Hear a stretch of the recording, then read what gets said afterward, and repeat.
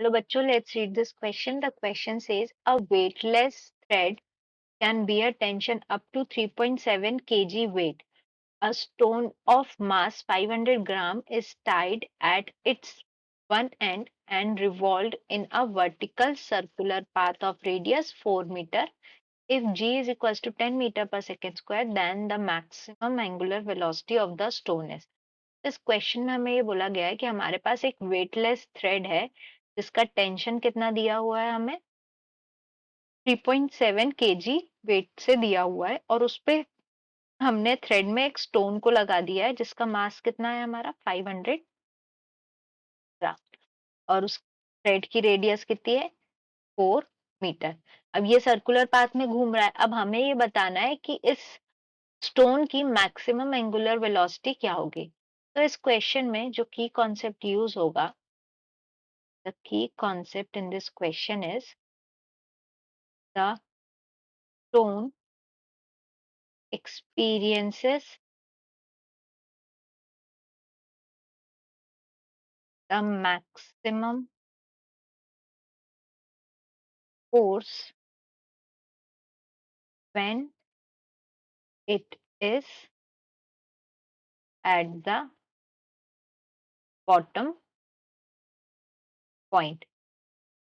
का मतलब ये है कि देखो, हमारा स्टोन ऐसे रोटेट कर रहा है, सपोज करते हैं हम ओमेगा वेलोसिटी से। तो अब इस स्टोन पर दो फोर्सेस लगेंगे। एक तो हमारा सेंट्रीफ्यूगल फोर्स है, उसकी वैल्यू क्या होगी, वो होगा हमारा mv² डिवाइडेड बाय आर।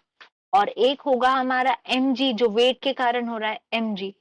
अब हर पोजीशन पे जो हमारा mv² बाय आर है वो क्या होगा, बाहर की डायरेक्शन में लगता है रेडियली।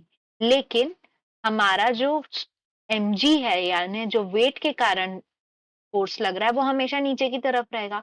तो जब ये सबसे बॉटम वाली पोजीशन पे रहेगा उस पॉइंट पे ये दोनों फोर्स लगेंगे क्योंकि दोनों एक ही डायरेक्शन में है।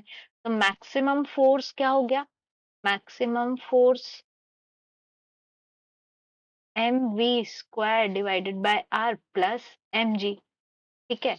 और हमको और इसी पॉइंट पे जिस पॉइंट पे मैक्सिमम फोर्स है वही हमारे टेंशन के बराबर होता है। क्यों, क्योंकि अगर टेंशन से ज्यादा अगर हमारा फोर्स है तो हमारा जो स्ट्रिंग होता है वो क्या, थ्रेड जो है वो क्या करेगा, थ्रेड हमारा ब्रेक हो जाएगा। और अगर थ्रेड इतना सस्टेन कर रहा है, कितना सस्टेन करेगा, tension is equals to force, इतना ये सस्टेन कर पाएगा। तो ये जो मैक्सिमम फोर्स है ये हमारा किसके बराबर होगा, टेंशन के बराबर। अब जो टेंशन इन स्ट्रिंग है वो कितनी है, तो स्ट्रिंग का हमको टेंशन अप टू 3.7 केजी बोला है। तो केजी का मतलब ये होता है दिस इज एम और मल्टीप्लाइड बाय जी, ये हमारा टेंशन हो जाएगा। तो यहाँ पे जी कितना दिया हुआ है, 10 मीटर पर सेकेंड स्क्वायर। तो ये हो गया टोटल टेंशन कितना, 37 न्यूटन। तो अगर हम इसमें पुट करते हैं तो 37 is equals to mv² divided by R plus mg। अब इसमें अगर हम वैल्यूज पुट करते हैं तो मास हमको कितना दिया है 500, तो m हम कॉमन अगर ले लें, v² बाय आर, आर कितना है, चलिए पहले इसको लिख लेते हैं ये।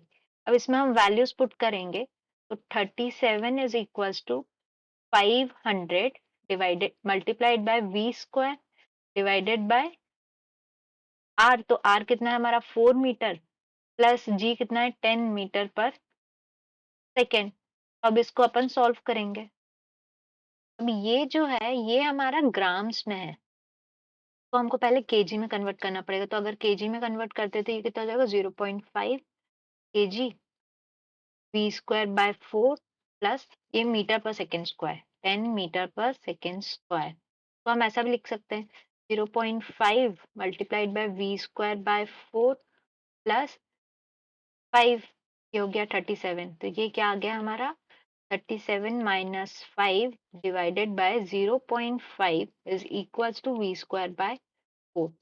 अब इसको सॉल्व करते हैं तो this is 32 multiplied by 2 is equals to v²। 4 इधर चला गया तो मल्टीप्लाइड बाय 4। अब इसको हम सॉल्व कर लेंगे तो हमारा v क्या आ रहा है, v is equals to 16 metre per second. ये हमारी क्या कौन सी वेलोसिटी है, दिस इज लीनियर वेलोसिटी। ठीक है, हमको कौन सी निकालनी है? हमको एंगुलर वेलोसिटी। तो एंगुलर वेलोसिटी ओमेगा, ओमेगा क्या होता है? v by R. तो v कितना है? 16 डिवाइडेड बाय 4। तो ये क्या आ गया हमारा? 4 रेडियन पर सेकेंड इज द आंसर। तो अगर हम ऑप्शंस चेक करें तो हमारे पास ऑप्शन क्या है? Option B is the right answer. I hope you understood the question well. Best of luck.